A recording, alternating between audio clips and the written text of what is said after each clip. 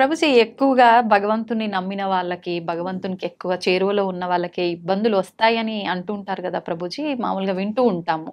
అదంతా ఎంతవరకు నిజమంటారు? అసలు నిజంగా హ్మ్. భగవంతుడి దగ్గర ఉన్న వాడికి కష్టాలు రావు అనేది ఎంత అబద్ధమో, హ్మ్. భగవంతుడి దగ్గర ఉన్న వాళ్ళకి ఎక్కువ కష్టాలు వస్తాయి అనేది కూడా అంతే అబద్ధం. హ్మ్. ఈ ప్రపంచంలో అందరికీ కష్టాలు సుఖాలు వచ్చి తీరుతాయి. ఓకే. ఇప్పుడు చూడండి, నేను చెప్పాను అనుకోండి, ఈ సంవత్సరం ఎండాకాలం లేదు, హ్మ్. మీరు నమ్ముతారా? ఎలా సాధ్యపడుతుంది ప్రభుజీ? పడదు కదా. హ్మ్. నేను చెప్పాను అనుకోండి, ఈ సంవత్సరం ఓన్లీ ఎండాకాలం ఉంటుంది, హ్మ్. వర్షాకాలం ఉండదు, చలికాలం ఉండదు అని అంటే మీరేమంటారు? ఓ బాగుంది, చాలా బ్రహ్మాండంగా ఉంటుంది అంటారా? వినటానికి బాగుంది కానీ ఎలా జరుగుతుంది? అంతే కదా అలా ప్రభుజీ. ఉండదు కదండి. అవును. వర్షాకాలం వచ్చినప్పుడు చలికాలం వస్తుంది, చలికాలం అయిపోయాక ఎండాకాలం వస్తుంది, ఎండాకాలం అయిపోయాక మళ్ళీ చలికాలం వస్తుంది, వర్షాకాలం వస్తుంది. ఇది ప్రపంచంలో అందరికీ తెలిసిన విధం. అవును. అలానే మన జీవితంలో కష్టాలు వస్తాయి, దాని తర్వాత సుఖాలు వస్తాయి, దాని తర్వాత కష్టాలు వస్తాయి, దాని తర్వాత సుఖాలు వస్తాయి. కష్టం సుఖం, కష్టం సుఖం ఈ మానవ జన్మలో ఒక పార్ట్ మాత్రమే. హ్మ్. దీన్ని అండర్స్టాండ్ చేసుకొని యాక్సెప్ట్ చేసుకోవాలి ఫస్ట్ విషయం. ఓకే. దీనికి భగవంతుడికి ఎటువంటి సంబంధం లేదు. హ్మ్. నీ జీవితంలో అంటే మనందరి జీవితంలో కష్టము సుఖము, సుఖము. ఎలా అయితే ఎండాకాలం వస్తుందో, ఎలా అయితే వర్షాకాలం వస్తుందో, ఎలా అయితే చలికాలం వస్తుందో, అలానే కష్టము సుఖము మిక్స్డ్ కాలం మూడు మన జీవితంలో ఉంటాయి, ప్రతి ఒక్కళ్ళ జీవితంలో. హ్మ్. మరి భగవంతుడు ఏం చేస్తాడు? హ్మ్.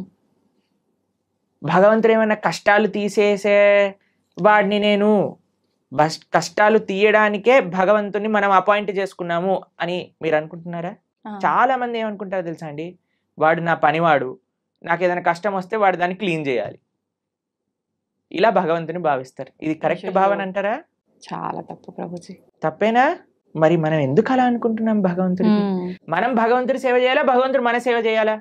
మనమే భగవంతునికి సేవ. మరి మనం ఆలయానికి వెళ్ళి చేస్తున్నాం, నాకు ఈ కష్టం వచ్చింది నువ్వు ఇది చేసేసాయి అంతే అని భగవంతుని మన సేవలో పెట్టుకుంటున్నాం. మనం ఎంత తెలివైన వాళ్ళని చూడండి. మనం భగవంతుడు కష్టాలు ఇవ్వడు, భగవంతుడు కష్టాలు తీసేయడు.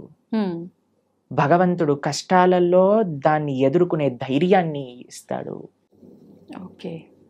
కష్టం రూపంలో మనకేదన్నా మనం చెడు మార్గంలోకి వెళితే భగవంతుడు ఒక కష్టాన్ని సృష్టించి మనల్ని కాపాడుతాడు, ఎక్కువ ప్రమాదం జరగకుండా. అంతేకాని మనల్ని ఎప్పుడూ భగవంతుడు కష్టాలు పెట్టడు, కష్టాలని ఆపడు. మీకు ఒక ఎగ్జాంపుల్ చెప్తాను. నిన్నే మేము టీవీలో చూసాము. ఒక అమెరికాలో అట ఒక ఫ్లైట్లో 2 సీట్లు ఖాళీగా ఉన్న సీట్లు ఒకసారిగా దే బ్లూ ఆఫ్, పేలిపోయాయట ఫ్లైట్లో. అయితే ఆ 2 సీట్లలో ఉన్న వాళ్ళకి అసలు ఎందుకు రాలేదు వాళ్ళు అని చేస్తే, వాళ్ళిద్దరి జీవితాలలో ఏదో లాస్ట్ మూమెంట్ ఏదో అయిపోయి వాళ్ళు వెళ్ళలేకపోయారట. అరే మేము ఫ్లైట్ మిస్ అయిపోయాం, ఆ డబ్బులు పోయాయి, అవి ఇవి అని ఫుల్ బాధపడ్డారట. ఎప్పటి వరకు అంటే ఆ 2 సీట్లు పేలిపోయాయి అని తెలిసినంత వరకు. ఇప్పుడు దాన్ని వెస్టర్న్ టర్మినాలజీస్ లో బర్న్ట్ టోస్ట్ ఫినామినా అని అంటున్నారు అనమాట. అది మీకు టెక్నికల్ టర్మ్స్. అది ఏంటంటే ఏది జరిగినా సరే మన మంచి కోసం జరుగుతుంది అని టైం కానీ మనకి చెప్పదు. ఇప్పుడు మనకి ఈరోజు ఈ కష్టం వచ్చింది అని అనుకున్నా, ఇప్పుడు సపోజ్ మనకి కాలు ఇరిగింది అని మనం అనుకున్నాం, ఒక యాత్రకి వెళ్ళలేదు, తర్వాత తెలిసింది ఆ యాత్ర బస్సే బోల్తా పడిపోయింది. ఇప్పుడు ఏం కాలు ఇరగటం బెటరా, బస్ నుంచి కింద పడిపోవటం బెటరా? కాలు ఇరగటమే బెటర్, అంతే కదండి. కాబట్టి మనకి ఈ రోజు ఇక్కడ దేవుడా నాకెందుకు అలా చేసావు, నాకెందుకు ఈ అన్యాయం చేసావు అని అంటే, వెయిట్ చేయి స్వామి, నీకే తెలుస్తుంది దేవుడు నీకు అన్యాయం చేయలేదని.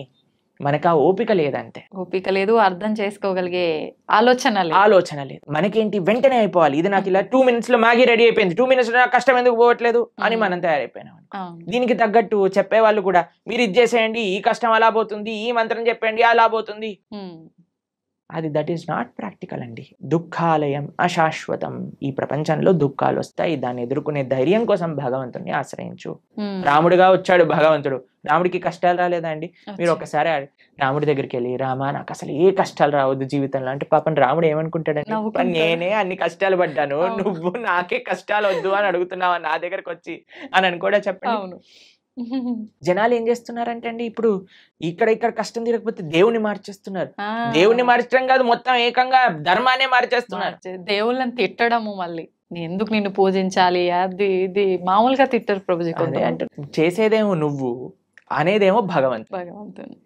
ఎంత విచిత్రం చెప్పండి. నీ కర్మలకి నువ్వే బాధ్యుడివి. నువ్వేదైతే తప్పు చేసావో అది నీ జీవితంలో కష్టంగా వచ్చి తీరుతుంది. దాన్ని ఎదుర్కో, దాన్ని అనుభవించు, అప్పుడే ఆ కర్మ పోతుంది. కాబట్టి ఇప్పుడు ఒక చిన్న పిల్లవాడు చదువుకోలేదండి, ఎగ్జామ్ లో ఫెయిల్ అయ్యాడు. ఇప్పుడు ఓయ్ నాకు టీచర్ తక్కువ మార్కులు ఇచ్చింది అందుకే నేను ఫెయిల్ అయ్యా అని అంటే మనం ఏం చేస్తామండి, ఒరే నువ్వు ఇప్పుడు ఏం చేయలేవురా, మళ్ళీ చదువుకొని ఇంప్రూవ్మెంట్ రాయాల్సిందే, ఆ ఏరియర్ క్లియర్ చేయాల్సిందే, అది నీ బాధ్యత, చదువుకోవాల్సిందే. కాబట్టి వాడే కష్టపడాలి, వాడే చదవాలి, వాడే ఎగ్జామ్ రాయాలి, వాడే పాస్ అవ్వాలి. అలానే మనకి ఎవ్వరు మోటివేషన్ ఇవ్వగలుగుతాం అంటే ఈసారి బాగా చదువుకో, ఇంకొద్దిగా వాటికి ఒక ట్యూషన్ పెట్టించగలం తల్లిదండ్రులుగా, నీ పక్కనే ఉండి ధైర్యం చెప్పగలం, అంతే కదా. భగవంతుడు చేసే పని. నువ్వు నీ కష్టాన్ని నువ్వు దాటుతూ ఉండు, నేను నీ వెంట ఉంటా. ఆ ధైర్యం భగవద్భక్తి మనకిస్తుంది. కాబట్టి ధర్మాన్ని మార్చేసే వాళ్ళు ఒక్కసారి ఆలోచన చేయండి. తల్లిదండ్రుల్ని మార్చుకోం మనం.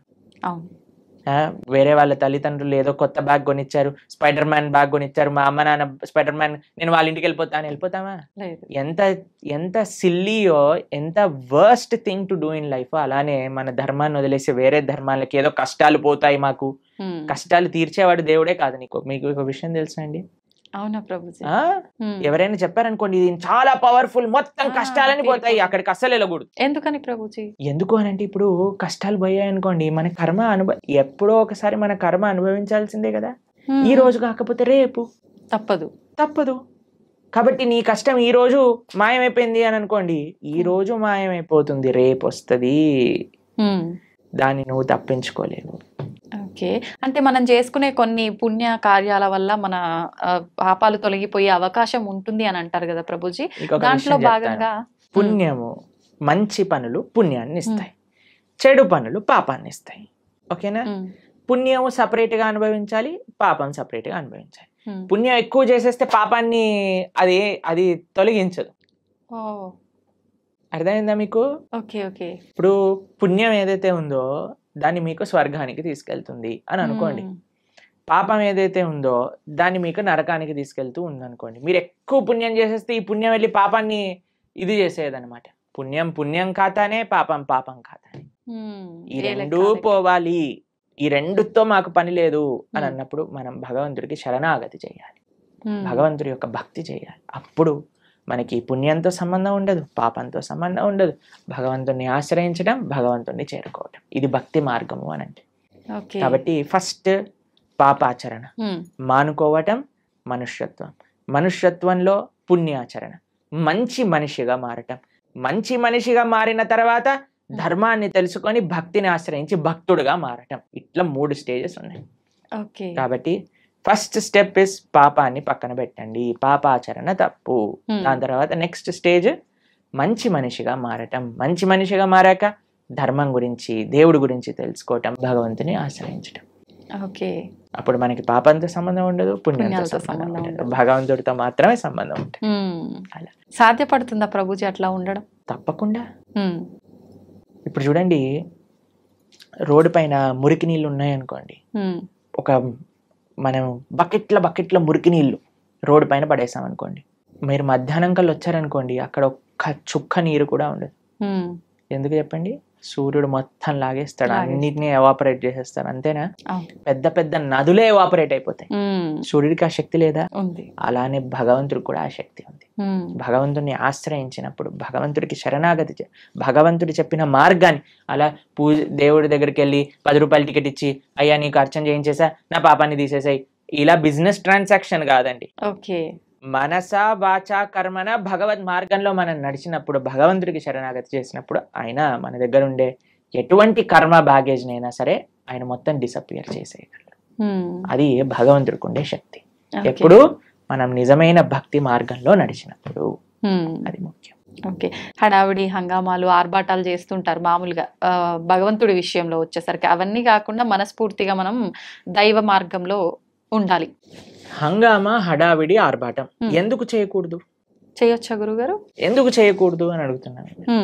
ఒక మ్యారేజ్ డే మనం సెలబ్రేట్ చేసినప్పుడు 25th మ్యారేజ్ యానివర్సరీ పెద్దగా గందరగోళం చేసేసినప్పుడు, పిల్లవాడి ఫస్ట్ బర్త్డే ఇంత పెద్దగా చేసినప్పుడు, ఒక పెళ్లికి కొన్ని లక్షల కోట్లు ఖర్చు పెట్టేసినప్పుడు భగవంతుడికి పూజ మాత్రం ఎటువంటి ఏమీ చేయకూడదు, స్వామికి దాలియాలు కట్టకూడదు. మన వాళ్ళు ఇప్పుడు మొన్న మాకు ఒక వీడియో పంపించారు, ఒక ఫేమస్ యాక్ట్రెస్ బాలీవుడ్ లో అంటుంది, నేను టాయిలెట్ కైనా డబ్బులు ఇస్తాను కానీ గుడి కట్టడానికి డబ్బులు ఇవ్వను అని. ఎందుకు అంత? ఎందుకు అని అంటే నో మోర్ రిలీజియస్ ఇన్స్టిట్యూషన్స్ అని ఏదో దానికి జనాలందరూ కరెక్టే చెప్పింది, రిలీజియస్ వల్ల ఒక ఆలయం కట్టడం వల్ల ఏమి పని ఉంది దానికి అని అంటున్నారు. ఎందుకంటే అందరు ఇలాంటి మెంటల్ గా తయారవుతారు. అవును, ఆలయాలు లేవు కాబట్టి, రిలీజియస్ ఇన్స్టిట్యూట్స్ తక్కువ అయ్యాయి కాబట్టి ఇలాంటి వాళ్ళు పుడుతున్నారు. నిజమే, టాయిలెట్ మెంటాలిటీ కలిగిన వాళ్ళు. అదే ఆలయానికి ఇచ్చుంటే, భగవంతుడికి ఇచ్చుంటే మంచి మనస్తత్వం ఉన్న వాళ్ళు పుట్టేవారు. ఇలాంటి వాళ్ళని ప్రపంచంలో ఎవరు గుర్తుండరండి. ఒక 10-15 ఏళ్ల తర్వాత ఎవరిని దే విల్ నాట్ రిమెంబర్. కానీ మనం ఇప్పటికీ గుర్తు పెట్టుకునేది ఎవరిని అని అంటే శివాజీ మహారాజ్ లాంటి రాజులని, ఎవరైతే ధర్మం కోసం కాపాడారు, దేశం కోసం ప్రయత్నం చేశారు, దేశం కోసం, దైవం కోసం, సమాజం కోసం. ఇటువంటి భావనలే రావట్లేదండి జనాలకి ఈ మధ్య. మొత్తం ఫ్యాషన్ అయిపోయింది. భగవంతుడి యొక్క ఆలయం రామ మందిరం కట్టడానికంటే ఎందుకు ఇన్ని వేల కోట్లు, అందరినీ పేద ప్రజలకు పంచేయచ్చు కదా. ఎన్ని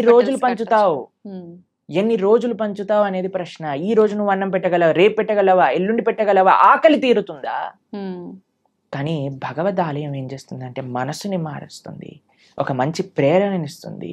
ఒక ఆలయం దేన్ని విషయాలకి కేంద్రం చూడండి మీరు. ఒకటి ఆర్ట్, కల్చర్, ట్రెడిషన్, హెరిటేజ్, ఎన్నిటిని నిలుపుకుంటుంది రామమందిరం. ఒక మందిరం మీరు చూసారంటే ఎన్ని వ్యవస్థలు, పూలు అమ్ముకునే వాళ్ళకి మందిరం, ఒక ఫార్మింగ్ చేసే వాళ్ళకి మందిరం, ఒక ఆర్ట్స్ నేర్చుకునే వాళ్ళకి మందిరం, భగవంతుని ఆశ్రయించిన వాళ్ళకి మందిరం. ఒక మనసులో ఒక ఉత్సాహం, ఒక నమ్మకం, ఒక విశ్వాసం, ఒక ధైర్యం కావాలంటే గుడికి వెళ్తామండి. మీరు మీ జీవితంలో ఎప్పుడైనా వెళ్ళారా అలా? అందరం వెళ్ళే ఉంటాం కదా. ధైర్యం కావాలి. భగవంతుడా మేము ఈ కష్టంలో ఉన్నాం, ఒక ధైర్యం నింపుకోవడానికి భగవంతుడి దగ్గరికి వెళ్ళి చెప్పుకుంటాం మనం. ఎక్కడికి వెళ్తాం ధైర్యం కావాలంటే చెప్పండి. అసలు ఈ ప్రపంచంలో ఎక్కడైనా ఏ ప్రదేశం ఉందా ధైర్యం కోసం వెళ్ళడానికి? మీరు థియేటర్కి వెళ్తే ధైర్యం వస్తుందా? లేదు. పార్క్కి వెళ్తే ధైర్యం వస్తుందా? లేదు. షాపింగ్ మాల్కి వెళ్తే ధైర్యం వస్తుందా? భగవంతుడి దగ్గరికి వెళ్తే ధైర్యం వస్తుంది. ఆ నమ్మకం, ఆ విశ్వాసం, ఆ పట్టుదల. ఏదో ఒకటి ఇన్స్టిట్యూషన్ మన కల్చర్ని, మన ఆర్ట్ని, మన ట్రెడిషన్ని, మన సాంప్రదాయాన్ని నేర్పించే ఇన్స్టిట్యూషన్ మందిరం. కాబట్టి మనకి వీ వాంట్ ఎవ్రీథింగ్. ఎప్పుడైనా మీరు హైదరాబాద్ లో ఈ 5 స్టార్ హోటల్ కట్టబోతున్నారు, వాడిని అడిగారండి, ఎందుకు 5 స్టార్ హోటల్ కడుతున్నావు, నీ పక్కన ఉండే స్లమ్ లో అన్ని డబ్బులు బంచేసాయి, 1 స్టార్ హోటల్ కట్టు సరిపోతుంది అని మనం ప్రశ్నిస్తామండి? లేదు. ఎందుకు? మనకు కావాలి. ఎవరైనా 700 crores 1000 crores పెట్టి మూవీస్ తీస్తే వాడికి వెళ్ళి చెప్తామా, ఒరే నువ్వు ఈ మూవీ తీయకరా, మేమందరం ఏం పర్వాలేదు, చూడకపోయినా పర్వాలేదు, నువ్వు 1000 కోట్లు పనిచేసే జనాలకి అని చెప్తారా అండి ఎవరైనా? లేదు. దీంట్లో మనకి ఏం ప్రాబ్లం లేదు. కానీ ఎప్పుడైతే భగవంతుడికి ఏదన్నా సేవ చేస్తున్నారనుకోండి, భగవంతుడికి అభిషేకం చేస్తే వెంటనే పాలేంటి అని అంటారు. నేను చూసానండి, సినిమా హీరోల కట్అవుట్లకి పాలాభిషేకాలు చేస్తూ ఉంటారు, రాజకీయ నాయకులకి, కరెక్ట్ రాజకీయ నాయకుల విగ్రహాలకు పాలాభిషేకం. అప్పుడేమైంది మన నీతి? మనకు నచ్చిన పని చేస్తే తప్పులేదు. మీరు చూసారండి ఇప్పుడు కొత్తగా ఈ ట్రెండ్ లో ఏమంటామంటే ఆ న్యూ ఇయర్ పార్టీలు అవి ఇవి అని చేసుకుంటారు కదా, దాంట్లో షాంపైన్ బాటిల్స్ లోంచి షాంపైన్ అంతా ఇలా పోతూ ఉంటుంది చూసావా? అప్పుడు నీకు డబ్బులు వేస్ట్ కాదే, 5,000 10,000 ఎంత ఉంటాయో మనకు తెలియదు, కానీ ఆ బండిటిని నేల కొరగటంలో నీకేం తప్పులేదు, పిచ్చి పిచ్చి గంతులు వేయటంలో నీకు తప్పులేదు, పబ్బులు కట్టడంలో తప్పులేదు, రెస్టారెంట్స్ కట్టడంలో తప్పులేదు, మాల్స్ కట్టడంలో తప్పులేదు, సినిమా థియేటర్లు కట్టడంలో తప్పులేదు, మందిరం మాత్రమే తప్పు. ఎందుకంటే భగవంతుడు మంచివాడు కాబట్టి. పాపం వాడు ఏమన్నాడు కదండి, నవ్వుతూ అలా నించుంటాడు. భగవంతుని కూడా తప్పట్లే. భగవంతుడిని ప్రేమతో ఉండే వాళ్ళ దగ్గర ఆయన ఉంటారండి, అది వేరే విషయం. ఆయన ఏం ఎక్స్పెక్ట్ చేయట్లేదు మనం ఇంత పెద్ద గుడి కడతాం అంత గట్టు, అది మన కృతజ్ఞత. కాబట్టి జనాలు అందులో ఆర్భాటాలు వద్దు అని కేవలం భక్తిలో అనుకుంటే తప్పు. లేదండి, మా జీవనమే సరళం. మేమే ఒక మ్యారేజ్ డే వచ్చింది అనుకోండి, ఆలయానికి వెళ్ళి దండం పెట్టుకుంటాం. అలానే భగవంతుడి యొక్క ఉత్సవం వచ్చిన ఆలయానికి వెళ్దాం. లేదండి, మేము మ్యారేజ్ డే మాత్రం ఒక 2-3 లక్షలతో చేస్తాము, కానీ కృష్ణాష్టమికి మాత్రం 100 రూపాయలు ఖర్చు పెడతాం. అది తప్పు. ఇక్కడ చూపించే కావాలి, ఇక్కడ చూపించే వ్యక్తిత్వం గురించి మాట్లాడుకోవట్లేదండి. కేవలం నేను చూపించడానికే పూజ చేస్తా అనటం తప్పు. కానీ భగవంతుడికి ప్రేమతో నేను ఇంత గొప్పగా చేసుకోగలుగుతాను అని అనుకోవటంలో తప్పేమీ లేదు. చేసుకోవచ్చు, కానీ మన హృదయంలో ఆ భక్తి, ఆ ప్రేమ అనేది ఉండాలి. ఓకే, ఏమంటారు మీరు? నిజమే ప్రభుజీ, ఉండాల్సిందే. చాలా తక్కువ మందిలో ప్రభుజీ రాను రాను ఇంకా అంటే ఎక్కువ ఆధ్యాత్మిక మార్గంలో భగవంతునికి దగ్గరగా ఉండాలంటే ఎక్కువ అంటే ఏమంటారు సెంటిమెంట్లు, కండిషన్లు ఎక్కువ ఉండాల్సిందేనేమో అని చెప్పి లిమిట్ లో అని అందరు జనాల్ని ఒక మబ్బెలో పెట్టేశారు జనాలు. కానీ మీరు మనందరం కలిసి ఇంకా ఇంకా ప్రజలలో ఆ చైతన్యాన్ని తీసుకొని రావాలి. అవును ప్రభుజీ. భక్తి అంటే కేవలం sentiments, rules, regulations, conditions, impositions కాదు. భక్తి అంటే ఎంతో సరళమైన, సున్నితమైన, ఆనందకరమైన, ఉత్సాహకరమైన, మనశ్శాంతిని ఇచ్చే ఒక ప్రాసెస్ అని మనందరం కలిసి జనాలకి చెప్పినప్పుడు అప్పుడు మాత్రమే వాళ్ళు నిజమైన భక్తి అంటే ఏంటో అర్థం చేసుకోగలిగే స్థితిలోకి వస్తారు. నిజమే ప్రభుజీ. ఇంకా ఇంకా ఇంటర్వ్యూస్ చేయాలి ఇలా. తప్పకుండా చేద్దాం ప్రభుజీ, మార్పు మనతోటే మొదలు పెడదాం. ఓకే, అయితే ప్రభుజీ నేటి అల్ట్రా మోడర్న్ జనరేషన్ వాళ్ళకి కృష్ణతత్వాన్ని అనుసరించాల్సిన ఆవశ్యకత ఎంతవరకు ఉంది ప్రభుజీ? ఏ జనరేషన్ వాళ్ళకైనా కృష్ణుణ్ణి, భగవంతుణ్ణి అనుసరించాల్సిన అవసరం ఉన్నది. ఎలా అయితే మనకి ఓషన్లో ఉండే బోట్స్కి మీరు లైట్ హౌస్ అని ఉంటుంది తెలుసు కదా, అక్కడ నుంచి లైట్ వస్తుంది. ఆ లైట్ని చూస్తే వాళ్ళకి ఎక్కడికి వెళ్ళాలి అనే విషయం అర్థం అవుతుంది. లేకపోతే ఎక్కడ నేల ఉంది, ఎక్కడ మనం దాటచ్చు ఈ సముద్రాన్ని అనేది తెలియదు. ఇప్పుడు మనందరికి ఒక లైట్ హౌస్ లాంటి వాడు అన్నమాట. భగవంతుడు, భక్తి, గురువు, శాస్త్రము ఇవన్నీ ఒక లైట్ హౌస్ లాంటివి. మనందరం ఈ సంసారంలో బోట్ సముద్రంలో చూసారండి, ఎలా ఇలా పైకి ఇటు ఊపుతుంది, అటు ఊపుతుంది, సామాన్లన్నీ కింద పడిపోతూ ఉంటాయి. అలా మన పరిస్థితి కూడా అలానే ఉంది. మానసికంగా, వ్యక్తిగతంగా, ఎమోషనల్, ఫిజికల్, మెంటల్ అన్ని స్టేట్ లో వీఆర్ ఆల్ డిస్టర్బ్డ్. కానీ ఎప్పుడైతే ఆ లైట్ హౌస్ మనకు కనిపిస్తుందో, భగవత్ తత్వము అనేది ఏదైతే మనం తెలుసుకుంటామో అప్పుడు మనకి హోప్ ఉంటుంది జీవితంలో. ఇక్కడ ఒడ్డు ఉన్నది, ఇక్కడికి వెళ్తే మేము సురక్షితంగా ఈ సముద్రం నుంచి బయట పడగలుగుతాము అని. కాబట్టి ఏ అల్ట్రా మోడర్న్ అయినా, ఎటువంటి వాళ్ళైనా సరే అందరికీ శరణు భగవంతుడు. కాబట్టి ఎప్పుడైతే ఆ కేంద్రం మనకి ఉందో జీవితంలో, మంచి ధర్మం, సమాజ సేవ, దేశ సేవ, భగవత్ సేవ అనే కేంద్రం వైపు ఎప్పుడైతే మనందరం నడుస్తామో అప్పుడు ప్రతి ఒక్కళ్ళలో ఆధ్యాత్మికత, ఆ ఆనంద భావన అనేది కలుగుతుంది. కానీ ఇప్పుడు ప్రస్తుత సమాజంలో మోడర్న్, అల్ట్రా మోడర్న్ అన్నారు కదా మీరు, ఎంత అల్ట్రా మోడర్న్ అయితే అంత అల్ట్రా ప్రాబ్లమ్స్ వస్తున్నాయి. ఇది నిజం ప్రభుజీ. ఎప్పుడైనా మీరు డిప్రెషన్ అనేది విన్నారా అండి? మేమైతే మా టైంలో డిప్రెషన్ ఏంటి, మెంటల్ హెల్త్ ఇష్యూస్ ఏంటి, ఈ సైకాలజిస్ట్, సైకియాట్రిస్ట్ దగ్గర 3,000-4,000 రూపాయలు వారానికి ఖర్చు పెడుతున్నారు ఇప్పుడు చిన్న యూత్ లో ఉండే పిల్లలకి. చిన్న చిన్న పిల్లల డిప్రెషన్. ఇప్పుడు ఎవరికి తెలియదు అసలు ఈ మెంటల్ హెల్త్ ప్రాబ్లమ్స్ ఏంటి అనేది ఎప్పుడు వినలేదు. ఒకళ్ళు చెప్పారు, ప్రభుజీ మేము వెళ్ళి మా అమ్మకి చెప్పాను నాకు డిప్రెషన్ ఉందంటే నువ్వు పారాసెటమాల్ వేసుకో తగ్గిపోతుంది అని చెప్పిందట వాళ్ళ అమ్మ. ఎందుకంటే పాపం తెలియదు కదా ఎవరికి మెంటల్ హెల్త్ అంటే ఏంటి, డిప్రెషన్ అంటే ఏంటి అని. అలాంటిది భారతదేశం.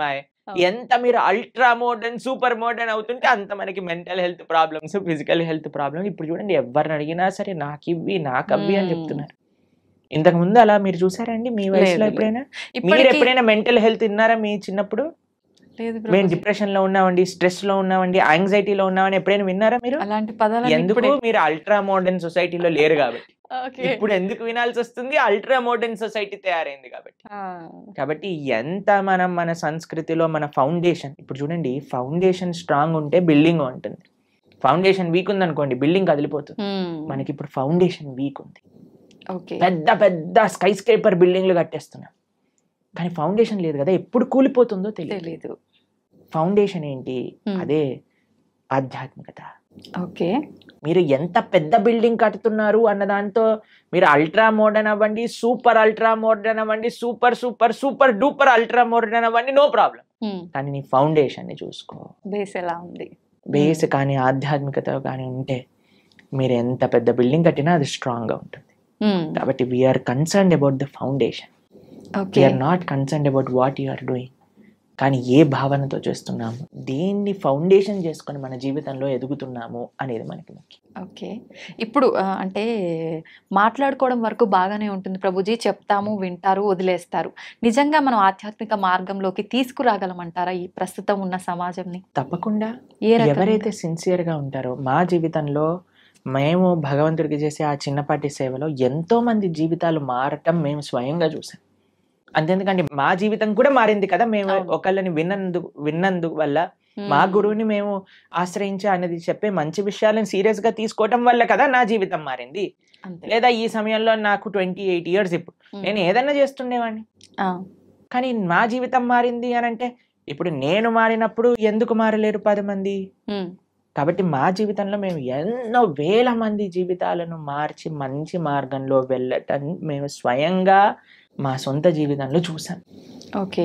అది శాస్త్రవాకు. ఎవరైతే భగవంతుడి గురించి మంచి హృదయంతో భగవంతుడు ఇచ్చిన మెసేజ్ని యాక్సెప్ట్ చేస్తారో జీవితంలో, వాళ్ళు తప్పక మారతారు. That is not difficult thing at all. Um, కేవలం మంచి విషయాలు మనం వినగలగాలి, మంచి వాళ్ళ సత్సంగంలో ఉండగలగాలి, మంచి ఆధ్యాత్మిక పుస్తకములు చదవగలగాలి, మన మంచి ఆహారాన్ని స్వీకరించటంతో పాటు మంచి అలవాట్లు అన్నీ మనకు ఉండగలిగితే తప్పకుండా మారుతాం. And we will change for good and we will be all happy. Prabhuji, ఆధ్యాత్మిక మార్గంలో నడిస్తే అంత మంచే జరుగుతుంది, ఆ మార్పు అనేది మొదలవ్వాలి అనుకున్నాం. అసలు నిజంగా ఆధ్యాత్మికం వైపు వెళ్ళాలి అన్న ఆలోచన కలిగే వాళ్ళు కొంతమంది ఉంటారు ఇలాంటి మాటలు విన్న తర్వాత. అటువంటి వాళ్ళ ఆలోచన విధానము అనేది ఏ రకంగా ఉంటే బాగుంటుంది గురుజీ? ఫస్ట్, ఆధ్యాత్మిక మార్గంలో మొట్టమొదటి అడుగు శ్రవణం. ఓకే. శ్రవణం కీర్తనం విష్ణు స్మరణం పాద సేవనం అర్చనం వందనం దాస్యం సాఖ్యమాత్మ నివేదనం అని ప్రహ్లాదుడు భాగవతంలో చెప్తాడు. మొట్టమొదటి అడుగు శ్రవణం. ఇప్పుడు ఎవరికైనా ఆధ్యాత్మిక మార్గం అంటే ఏంటి తెలుసుకోవాలి అని అనుకుంటున్నారు అనుకోండి, అసలు ఆధ్యాత్మిక మార్గంలో నేను ఎలా ఉండాలి, ఒక బేసిక్ బుక్ అనేది మనకి సనాతన ధర్మానికి ఒక పుస్తకం, ఒక మాన్యువల్, ఒక మెషిన్ కొన్నాం అనుకోండి, ఒక మాన్యువల్ కావాలి కదండి. అలా అసలు మనం ఏమి చెయ్యాలి మానవ జన్మ వచ్చాక అని చెప్పేదే భగవద్గీత.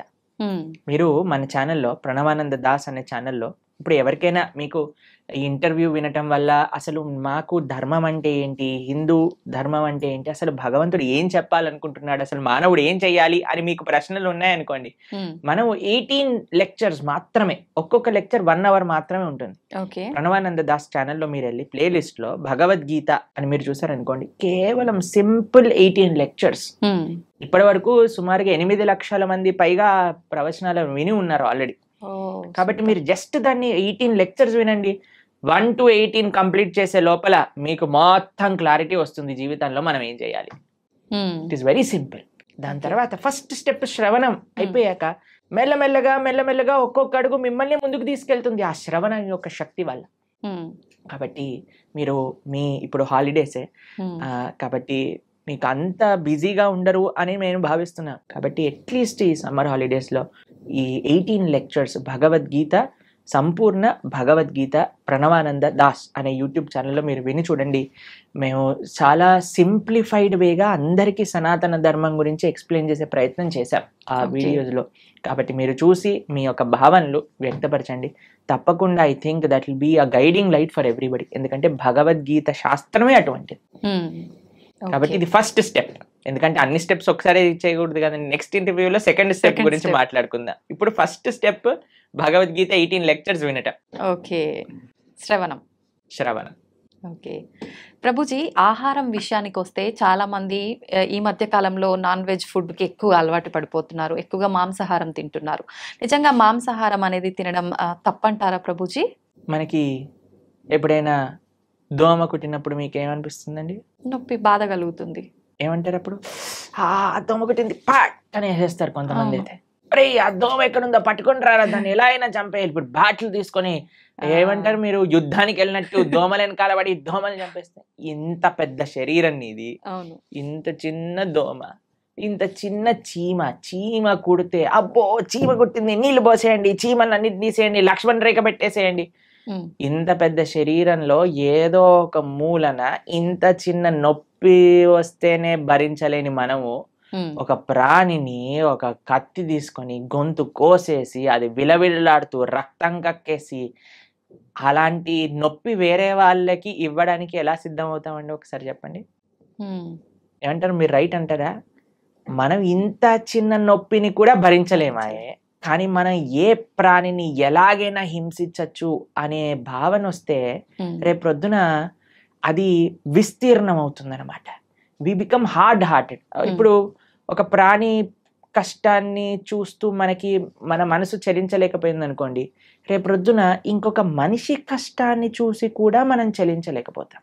నిజం ప్రభుజీ. మన తోటి ఉండే వాళ్ళ కష్టాలు, అసలు కష్టాన్ని అర్థం చేసుకొని మనస్తత్వం వచ్చేస్తుంది. కష్టం ఎవరికైనా కష్టం కదండి. అవును. ఒక ప్రాణిలో కష్టం చూడని వాడివి మనిషిలో కష్టం ఎలా చూడగలుగుతున్నావు?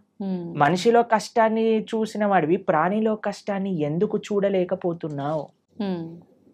మనిషికి ఒక జీవుడికి ఏంటి డిఫరెన్స్ చెప్పండి? వాళ్ళకి ఫ్యామిలీ లేదా? వాళ్ళకి పిల్లల పైన ప్రేమ లేదా? అది జీవించాలి అని అనుకోవట్లేదా? ఒక కోడినో ఒక మేకనో అనుకోండి, అదేమన్నా మీ దగ్గరకు వచ్చి నా గొంతు కోసేసేయి, నన్ను ఈరోజు బిర్యానీ వండుకొని తిను అని చెప్తుందా? అదేమన్నా విలవిల్లు ఆడిపోతుంది, భయం అయిపోతుంది. ఆ నెగిటివ్ ఎనర్జీ మొత్తం ఈ ప్రపంచంలో అన్ని చోట్ల ఆ క్రీపిన్ అయ్యే భూకంపాలు, టోర్నాడోస్, దానికి ఒక థియరీ ఉంది, సైంటిఫిక్ థియరీ తెలిసిన మీకు? ఎప్పుడైతే మనం ఇంత జీవహింస, ప్రాణి హింస అనేది జరుగుతుందో, ఆ నెగిటివ్ వైబ్రేషన్స్ అన్ని కలెక్ట్ అయ్యి ఒక్కసారి ఇది మాస్ డిస్ట్రక్షన్ చేస్తుంది అనమాట. ఓకే. భూకంపాలు రావటం, సునామీలు రావటం, టోర్నాడోలు రావటం, ఫారెస్ట్ ఫైర్స్ రావటం, ఇవన్నీ ఎందుకు, ఈ వైపరీత్యాలన్నీ ఎందుకు వస్తున్నాయి అని అంటే ఆ నెగిటివ్ వైబ్రేషన్స్ వల్ల. ఓకే. కాబట్టి మనం జీవహింస తెలిసి ఎవరిని తెలియకుండానే మనం ఎంత ఇబ్బంది పెడుతున్నామండి. ఓ బిల్డింగ్ కట్టాలి అంటే పాపం కింద ఎన్ని పాములు పోయాయో, ఎన్ని చీమలు పోయాయో, ఎన్ని ప్రాణులు కోల్పోతాయో. ఒక రోడ్ వేయాలన్నా, మనం రోడ్ పైన పోతూ వెహికల్స్ లో ఉంటే మనకి ఎన్ని తెలుసు చెప్పండి? తెలియక ఎన్ని చేస్తున్నాం. మనం వెజిటేషన్స్ గ్రో చేస్తుంటే ఎన్ని పోతాయో క్రాప్స్లలో. తెలియకుండానే మనం ఇంత జీవహింస చేస్తున్నాం. ఇంకా తెలిసి చేస్తే ఎలా చెప్పండి? కాబట్టి ఒక్కటి గుర్తుపెట్టుకోండి, మన శాస్త్రం చెప్తుంది మాంసహ అంటారు, మాంసం అని అంటారు కదండి. అంటే నేను రేపు నీలాగా అవుతాను. మాంసహ, ఈరోజు నేను నిన్ను చంపుతున్నాను, రేపటి రోజున నువ్వు నన్ను చంపుతావు. అది ఎగ్జాక్ట్ డెఫినేషన్ ఆఫ్ మాంసం. ఈరోజు మనం ఏ జీవినైతే ఎంత బాధ పెడుతున్నామో అదే బాధ 100 రెట్లై మనం అనుభవించాల్సి వస్తుంది, లేదా మన ముందు మనకు కావాల్సిన వాళ్ళు అనుభవిస్తారు. కాబట్టి మనం అది ఒక ఎన్వైరన్మెంటల్ పర్స్పెక్టివ్గా చూసినా, ఇప్పుడు మ్యాక్సిమం 60% ఆఫ్ వెజిటేషన్ మొత్తం కూడా ఈ ఫార్మ్లో ఉండే యానిమల్స్కి తినిపించడంలో పోతుంది. అదే కానీ మనం ఇప్పుడు చూడండి, ఇప్పుడు ఇండియాలో మనం వెజిటేరియనిజం గురించి మాట్లాడితే ఎలా అంటున్నారు, వెజిటేరియన్స్ ఎట్లా అవుతారు, అది ఇది ఇది ఇది ఇది దీనికి విరుద్ధం, దానికి విరుద్ధం, ఇది మా ఫ్యామిలీకి విరుద్ధం, ఇది మాకు ఇది విరుద్ధం అని పెద్ద యుద్ధాలకు వచ్చేస్తున్నారు. ఫారినర్స్ అందరు వీగన్ కల్చర్ విన్నారా మీరు ఎప్పుడైనా? వీగనిజం అని పెరిగిపోతుంది అక్కడ. ప్లాంట్ బేస్డ్ డయట్, యానిమల్ ఉన్న దాన్ని వాళ్ళు టచ్ చేయరనమాట, దాన్ని వీగన్ అని అంటారు. మొత్తం మీరు చూస్తే, మేము ఆస్ట్రేలియా మెల్బోర్న్ లో ఒక వీగన్ స్ట్రీట్ అని ఉంది, మొత్తం స్ట్రీట్ అంతా వీగన్ రెస్టారెంట్స్ అక్కడ. అమెరికాలో అన్ని చోట్ల ఇప్పుడు వీగనిజం పెరిగిపోయింది. మీరు ఎక్కడికి వెళ్ళినా సరే వీగన్ అని చెప్తే మీకు ఒక్క డైరీ ప్రోడక్ట్ కూడా టచ్ చేయరు వాళ్ళు. అలాంటి స్ట్రిక్ట్ వెజిటేరియన్ డైట్ ని వీగనిజం అని అంటారు అనమాట. కాబట్టి పాశ్చాత్య దేశస్తులు, దానికి ఏం ఆధ్యాత్మికత అవసరం లేదండి. నాన్ వెజిటేరియన్ ఆపేయడానికి మనుష్యత్వం ఉండాలంతే. ఒక మనిషిగా నేను బాధపడుతున్నాను, ఇంకొక ప్రాణిని బాధ పెట్టకూడదు. ఇప్పుడు చూడండి, మనం తింటే 10 నిమిషాల్లో పోయే రుచికి ఒక ప్రాణినే చంపేస్తున్నాం అంటే ఎంత అన్యాయం చెప్పండి. అవును. కాబట్టి అది ఆధ్యాత్మికంగా మంచిది కాదు, సామాజికంగా మంచిది కాదు, ఒక మానవుడికి అయితే అసలే మంచిది కాదు. అన్ని ఈ ప్రపంచంలో అంతా బాగుండాలి అని అంటే ఎవరిని మనం ఇబ్బంది పెట్టకూడదు. ఆధ్యాత్మికత విషయం అయితే దూరం పెట్టేసేయండి. మాంసాహారం తినే వాళ్ళు ఎప్పటికీ ఆధ్యాత్మికంగా ఒక్క అడుగు కూడా ముందుకెయ్యలేరు. ఇది సత్యం. కానీ this is far beyond to understand. కానీ ఫస్ట్ మనిషిగా ఆలోచిద్దాం, ఒక ప్రాణిగా ఆలోచిద్దాం. కాబట్టి భగవంతుడు అందరినీ సృష్టించినప్పుడు ఆయన అందరి పిత కదా. మీరు ఒక 3 తమ్ముళ్ళు అన్నయ్యలు ఉన్నారనుకోండి, ఒకరిని ప్రేమించి ఒకరిని చెంపమైన లాగి పెట్టారనుకోండి, వాళ్ళ అమ్మ ఏమంటారు, ఒరేయ్ వాడేం చేశాడరా నిన్ను అంటే, ఏం లేదమ్మా, నాకు వీడిని ప్రేమిస్తున్నాను కదా, వాడిని కొడతాను. ఒప్పుకుంటారా వాళ్ళమ్మ? లేదు. అలానే భగవంతుడు ఎలా ఒప్పుకుంటాడండి? నువ్వు మనిషిని మాత్రమే ప్రేమించి మిగతా జీవులందరినీ కూడా హింసిస్తూ ఉంటే. నిన్నే మేము ఒక పోస్ట్ చూసాము ఇంటర్నెట్ లో, అందులో ఉంది ఒక shark kills 11 people in an year. ఒక షార్క్ ఒక 10-11 మంది మనుషుల్ని చంపేస్తుందట, తినేస్తుందట సంవత్సరంలో. ఒక ప్రదేశంలో జస్ట్ ఒక స్టాటిస్టిక్స్ చెప్తున్నారు అనమాట. కానీ ఒక మనిషి 11,000 షార్క్ ని గంటలో చంపేస్తాడట తినడానికి, దాని లెదర్ కోసం అని.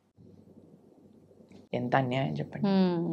కాబట్టి మనం ఈ అన్యాయాన్ని ఎంతగా ఆపగలిగితే, అందరం ఎంత సాత్వికంగా, ఎంత హింస ఫ్రీగా ఉండగలిగితే మన ప్రపంచం అంత బాగుంటుంది. మీకు ఇంకొక విషయం చెప్తాను. మేము ఒక బుక్ చదివాం, దాన్ని how to live to be 100 అని అంటారు. 100 సంవత్సరాలు బ్రతుకుండాలంటే సీక్రెట్. అందులో ప్రపంచంలో 100 సంవత్సరాలు పూర్తిగా బ్రతికిన ప్రదేశాల్లో హైయెస్ట్ మెంబర్స్ ఎక్కడైతే ఉన్నారో అక్కడ రీసెర్చ్ చేసి ఆ పుస్తకం రాశారనమాట. అందులో తేలింది ఏంటి అని అంటే, these are all animal products free. మాంసం అనేది వాళ్ళు స్వీకరించలేదు. ఇప్పుడు ఏ డాక్టర్ దగ్గరికైనా మీరు వెళ్ళి అడగండి, ఏదైనా మనకి ఇంత చిన్న జబ్బు, రోగం, జనం వచ్చింది అనుకోండి, ఫస్ట్ నాన్ వెజిటేరియన్ మానేయి అని చెప్తారట. కాబట్టి that is not natural for us. ఇప్పుడు చూడండి, కార్నివోరస్, హర్బివోరస్ అని మనం వినే ఉంటాం. కార్నివోరస్ అంటే మాంసాన్ని తినేవి, హర్బివోరస్ అంటే చెట్లను తినేవి. మనవి, మన బాడీ మన నోటి నుంచి ప్రారంభం చేసుకొని మన డైజెస్టివ్ సిస్టమ్ మొత్తం కూడా హర్బివోరస్ యానిమల్స్ లానే ఉంటుంది, కార్నివోరస్ యానిమల్స్ లా. తర్వాత కొంతమంది అంటారు, మనకి ఈ 2 కూరలు ఉన్నాయి కదా ఇక్కడ, అంటే కూరలు ఉంటే నువ్వు పచ్చి మాంసాన్ని పట్టుకొని తినొచ్చు కదా, కానీ వండుకొని ఎందుకు తింటున్నావు నువ్వు? కార్నివోరస్ యానిమల్స్ అయితే అవి పచ్చి మాంసాన్ని పట్టుకొని వేటాడి తింటాయి. మనం ఏమన్నా ఇప్పుడు ఒక మేకని తినేవాడు ఏమన్నా మేక పైన పడి వాడిని చీల్చి తింటాడా? లేదు. కాబట్టి ది వెరీ థాట్ దట్ నువ్వు వండుకొని తింటున్నావు అని అంటే అది నీ శరీరానికి మార్చి కానీ నువ్వు తినలేవు అని. కానీ ఇప్పుడు చూడండి, సాలడ్స్ లో మీరు ఏ కూరగాయలు వేసినా సరే కక్కర్ అని తినేస్తారు. క్యారెట్లు తినేయచ్చు, బీట్రూట్లు తినేయచ్చు, ఏదైనా తినేయచ్చు పచ్చిగా. అవును. కాబట్టి మనకి పచ్చిగా తింటే అరుగుతుంది.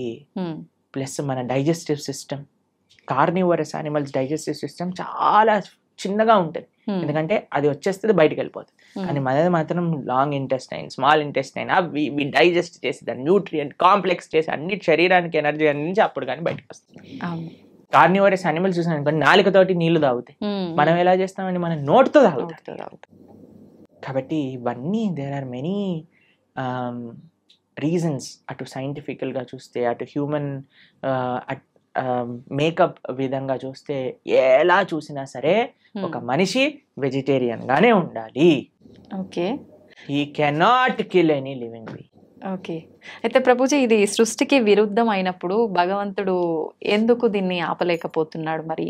అయితే ఇది తినొచ్చు, ఆ జంతువులు పుట్టిందే మానవులు తినటానికి అని ఎవరైనా మీకు సర్టిఫికెట్ ఇచ్చారా? ఉంటారు కదా. భగవంతుడు ఇచ్చాడా చెప్పండి. భగవంతుడు ఆపట్లేదు అని మీరు అన్నారు కదా, కానీ భగవంతుడు తిను అని ఎక్కడేం చెప్పాడా?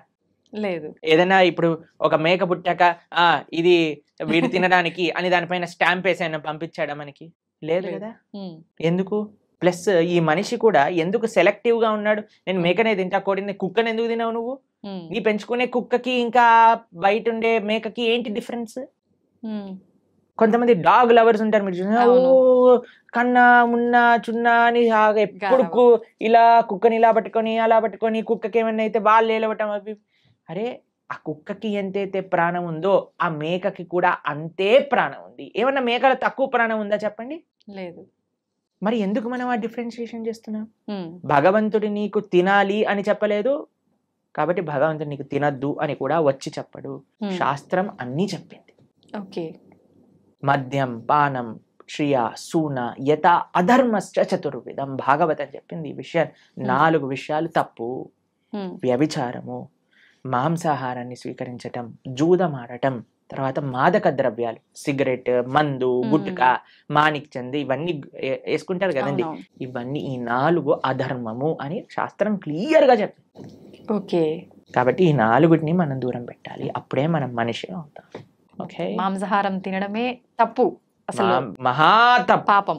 మహాపాపం, పాపం కాదు, మహాపాపం. మీరు మనం ఇక్కడ ఏవేవైతే చేస్తామో మళ్ళీ అక్కడికి వెళ్ళిపోయాక మనల్ని కూడా అలానే చేస్తారు. దానికి Punishment. సిద్ధము అని అంటే మన ఇష్టం. ఇంకా చాలా మంది అంటారు చూసుకుందాంలే ఏదైతే అది అని. అలాంటి మూర్ఖులకి మనం ఇంకేం చెప్తామండి. సో ఒక గుర్రాన్ని నీటి వరకు తీసుకెళ్ళటం కానీ నీటిని తాగించలేం కదా. మన ప్రయత్నం మంచి విషయాలు 10 మందికి చెప్పటము, అంతేకాని ఎవరిని మనం గొంతు పట్టుకొని ఇది చేయించలేమన్నమాట. వాళ్ళ జీవితంలో వాళ్ళకి ఆ అనుభవము, ఆ మానసిక మెచ్యూరిటీ, తర్వాత ఆ పరిపక్వత అనేది వాళ్ళకి ఉండాలి. అయితే ప్రభుజీ చాలా మంది ఎక్కువగా భగవంతుని ఆరాధనలో ఆధ్యాత్మిక మార్గంలో ఉంటూ ఉంటారు, యథావిధిగా నాన్ వెజ్ అవన్నీ తీసుకుంటూ ఉంటారు. అలాంటి వాళ్ళు చేసే పూజలు పనికిరావా? ఆధ్యాత్మికత నాన్ వెజిటేరియన్ రెండు ఒక దాటిలోకి రావు. నాన్ వెజిటేరియన్ ఆధ్యాత్మికం అవ్వలేడు. ఆధ్యాత్మికంగా వెళ్ళే వ్యక్తి నాన్ వెజిటేరియన్ తినలేడు. ఓకే. పూజలు పునస్కారాలు వేరే విషయం అండి. పూజలు పునస్కారాలు చేస్తూ నువ్వు నాన్ వెజిటేరియన్ తింటున్నావు, అది వేరే విషయం. కానీ ఆధ్యాత్మికత అనేసరికి భగవంతుడు ఏంటి, భగవంతుడు ఏం చెప్పాడు అని అర్థం చేసుకోవటం ఆధ్యాత్మికత. భగవంతుడు నన్ను ఎలా జీవించమని చెప్పాడో అర్థం చేసుకొని జీవించటం ఆధ్యాత్మికత. మనం 100 పూజలు చేయి, పునస్కారాలు చేసుకొని ఏదైనా చేసుకోండి, కానీ భగవంతుడు జీవించమన్న జీవన విధానాన్ని మనం ఆచరించకపోతే he will not care for us. ఇప్పుడు చూడండి, మీకు మీ పిల్లలు ఉన్నారు, మీరు చెప్పిన మాట వినటం మీకు ముఖ్యమా, మీరు చెప్పిన విధంగా వాళ్ళు ఉండటం మీకు ముఖ్యమా, లేదా మీరు చెప్పిన విషయాలు ఏమీ పాటించకుండా బయటికి వెళ్ళి మా అమ్మ ఇంత గొప్పది, మా అమ్మ అంత గొప్పది, మీ ఫోటో పెట్టుకొని రూమ్లో రోజు పొద్దున అగరబత్తులు తిప్పేసి ఆరతులు పెట్టేసి మీకు పెద్ద పెద్ద మాలలు వేయటం ముఖ్యమా? మీరు చెప్పండి, ఏది మీకు సంతోషాన్ని ఇస్తుంది? చెప్పిన మాట ఆచరిస్తే అంతే కదా. చెప్పిన మాట ఆచరించి మీరు పెద్దగా ఏం చేయకపోయినా మీరు ఆనందంగానే ఉంటారు కదా. అన్న చదువుకో, మంచిగా ఉండు, 10 మందితో మంచి చెయ్యి, నువ్వు ఎప్పుడు బాగుండాలి, అది మీరు చెప్పిన విధానాన్ని వాళ్ళు ఫాలో అవుతాయి కదా. అదే ఆధ్యాత్మికత అంటే. భగవంతుడు ఏం చెప్పాలనుకుంటున్నారో తెలుసుకొని దాన్ని ఫాలో అవ్వటం ఆధ్యాత్మికత. భగవంతుడు ఫోటోలు పెట్టి ఓ ఓ అని తిప్పేటాలో ఆధ్యాత్మికత కాదు. ఎప్పుడు వరకు మనం ఆయన మార్గాన్ని ఫాలో అవ్వకపోయినంత వరకు. ఒక్కసారి మనం ఆయన చెప్పే విధానాన్ని ఫాలో అవుతూ మిమ్మల్ని ప్రేమతో, ఇప్పుడు చూడండి మీ పిల్లలు మీరు చెప్పిన విషయాలు అన్నీ మంచిగా విని మీ పుట్టినరోజు రోజు ఒక గ్రీటింగ్ కార్డ్ చేసి మీకు చాలా సేపు కష్టపడి ఒక గ్రీటింగ్ కార్డ్ చేసి ఇచ్చారనుకోండి, మీకు ఎంత సంతోషం ఇస్తుంది. అరే మా పిల్లలు ఎంత బంగారు కొండలరా, నేను చెప్పిందన్ని మాటలు వింటారు, నాకు ఇంత ప్రేమ గ్రీటింగ్ కార్డ్ తీసుకొచ్చారనిపిస్తుందా? అలానే భగవంతుడికి కూడా మనం ఎప్పుడైతే ఆయన మాటలు విని ఆయన ఆరాధన చేస్తామో అప్పుడు ఆయనకు అంత సంతోషం వస్తుంది. మీ మాటలు ఎప్పుడు వినకుండా, మిమ్మల్ని ఎప్పుడు పట్టించుకోకుండా బర్త్డేకి మాత్రం పెద్ద గిఫ్ట్ తీసుకొచ్చా, ఏంది ఈ గిఫ్ట్, అరే కనీసం ఎవడడిగాడు నిన్ను అని అంటారు, అంతే కదా. అలానే భగవంతుడు మన పూజలు కూడా అలానే అనిపిస్తాయి. ఇది ఖచ్చితంగా అందరూ తెలుసుకోవాల్సిన విషయం, అంతే కదా. ప్రభుజీ, పిల్లల టాపిక్ వచ్చింది కాబట్టి నేటి బాలలే రేపటి పౌరులు అంటారు. అయితే అటువంటి పిల్లల్ని మనం పెంచే విధానము కరెక్ట్గా ఉండకపోవడం వల్ల అంటే ప్రభావం పడుతుందా, లేదంటే విద్యా వ్యవస్థ ప్రభావం ఏమైనా ఉంటుందా ప్రభుజీ? అన్ని ప్రభావం. మనం పెంచే విధానం, విద్యా వ్యవస్థ, టీచర్లు, మీడియా, వాళ్ళు చూపించేవి, వాళ్ళు ఉండే ఫ్రెండ్స్, అన్నిటినీ ప్రభావం ఉంటుంది. కరెక్ట్, అన్నీ కూడా జాగ్రత్తగా ఉండాలి. ఇప్పుడు అన్నిటినీ మార్చేయలేం కదండి. మన వంతు మన మార్పు మనతోటి ప్రారంభం అవ్వాలి. కాబట్టి ఇప్పుడు చూడండి, అందరి పిల్లలకి హాలిడేస్ టైం. ఇప్పుడు మీ హాలిడేస్ లో మీ పిల్లలకి ఏం నేర్పిస్తున్నారు? ఎన్నో మంచి ఆధ్యాత్మిక కేంద్రములలో సేవా మాధ్యమంగా సమ్మర్ క్యాంప్స్ జరుగుతున్నాయి. మన ఇస్కాన్ హైదరాబాద్లో సమ్మర్ క్యాంప్స్ చేస్తున్నారు, మేము ఆదిలాబాద్లో రేపు సమ్మర్ క్యాంప్ చేస్తున్నాం. పిల్లలకి కనీసం సెలవులు వచ్చినప్పుడైనా మంచిగా సేవ చేసుకునే ఒక అవకాశాన్ని ఇవ్వండి. గోశాలకి తీసుకెళ్ళండి, శ్లోకాలు నేర్పించండి, మ్యూజిక్, మన క్లాసికల్ మ్యూజిక్ నేర్పించండి, క్లాసికల్ డాన్స్ నేర్పించండి. మన కల్చర్కి ఎంత దగ్గరగా మనకి సమయం ఉన్నప్పుడు, ఇప్పుడు స్కూల్ ఉన్నప్పుడల్లా అంటే కష్టమే, కానీ అట్లీస్ట్ ఫెస్టివల్స్ టైంలలో మనకి ఇలా సమ్మర్ హాలిడేస్ వచ్చినప్పుడు, వింటర్ వెకేషన్స్ వచ్చినప్పుడు మనం ఏదైనా మంచి ఆధ్యాత్మిక ప్రదేశానికి తీసుకెళ్ళటం, అక్కడ ఉండే మంచి వ్యక్తులతో కల్పించటం, మాట్లాడించటం, వాళ్ళకి కల్చర్ని ఇంట్రడ్యూస్ చేయటం, ఇలా కానీ మన శక్తియుతంగా మనం ప్రయత్నించి, ఇప్పుడు చూడండి we can do our best. దాని తర్వాత ఇంకా వాడికి జీవితంలో ఏం చేసుకుంటారో అనేది వాళ్ళ ఇష్టం. కానీ మనము ఇవ్వకపోతే మన తప్పు అవుతుంది. కాబట్టి వాట్ వీఆర్ సేయింగ్ ఇస్, అందరు పేరెంట్స్ కూడా మీ వైపు నుంచి మీరు ప్రయత్నం చేయండి. ఇప్పుడు సమ్మర్ హాలిడేస్ వచ్చాయి, మంచి ఆధ్యాత్మికంగా అలానే విశేషాలు అన్నీ కూడా నేర్పించేటట్టుగా మంచి విశేషాలు నేర్పించండి. మ్యూజిక్లో మంచి విశేషాలు, డాన్స్లో మంచి విశేషాలు, శ్లోకాల్లో మంచి విషయం, అన్నిట్లో మంచి ఉంది, ఆ మంచిని నేర్పించండి అని చెప్తున్నాను అంతే. ఓకే. కాబట్టి సమయం ఉన్నప్పుడు పిల్లల్ని ఎంగేజ్ చేయాలండి. పిల్లలకి ఫ్రీ టైం ఇస్తే వాళ్ళు పాడైపోతారు. కాబట్టి మీకు సమయం ఉన్నప్పుడు మీరు కానీ హాలిడేస్లో వాళ్ళని ఎంగేజ్ చేయలేదనుకోండి, ఫోన్కి అడిక్ట్ అయిపోతారు, టీవీకి అడిక్ట్ అయిపోతారు, తర్వాత టెలివిజన్కి అడిక్ట్ అయిపోతారు. ఇవన్నీ మనకు వద్దు అన్నప్పుడు వాళ్ళని మార్నింగ్ టిల్ నైట్ స్కిల్స్లో ఎంగేజ్ చేయండి. స్విమ్మింగ్ నేర్పించండి, ఇన్స్ట్రుమెంట్స్ నేర్పించండి, ఎక్సర్సైజ్కి తీసుకెళ్ళండి. బయట ఎంత వీలైతే అంత మనం ఉంచడానికి ప్రయత్నం చేయాలి. మీరు బయట ఉండాలి. మీరు ఫోన్ పట్టుకొని కూర్చున్నారు అనుకోండి, వాడు ఫోన్ పట్టుకొని కూర్చుంటాడు.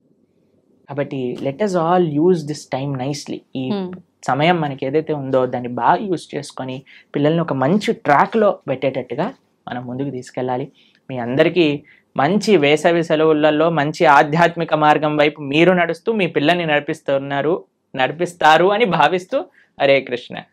Thank you Prabhuji. నిజంగా మీరు చెప్పినవన్నీ వింటుంటే నిజంగా ఇదంతా నిజమే కదా, ఎందుకు ఎక్కడ మిస్ అవుతున్నాం అందరం ఇవన్నీ పాటించడంలో అనిపిస్తోంది ప్రభుజీ. ప్రతి ఒక్కరికి కూడా అలా అనిపించాలనే కోరుకుందాం, మార్పు మొదలవ్వాలనే కోరుకుందాం ప్రభుజీ. చాలా మంచి విషయాలు తెలియజేశారు. Thank you Prabhuji. హరే కృష్ణ. హరే కృష్ణ ప్రభుజీ. హరే కృష్ణ.